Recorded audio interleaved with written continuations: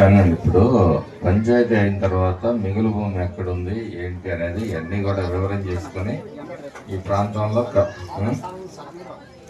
ఏం కావాలి మీకు, ఏంటేమో మీరేం అడుగుతున్నారు నన్ను? మీరు చూడాలి, పంచాయతీ అయ్యే టైంలో నిర్మాణాలకు అనుమతి ఇస్తారా ఎవరైనా చూడాలి, అవకాశం ఉంటే ఖచ్చితంగా చేసి పెడదాం. ఎందుకంటే ఆ స్థలం మీకు కేటాయించాలి ఫస్ట్.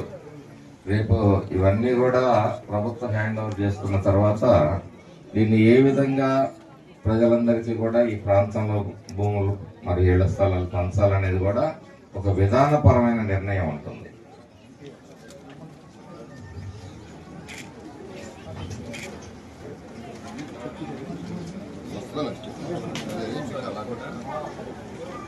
చూద్దాం, ఇంకో నెల 2 నెలలు ఆగితే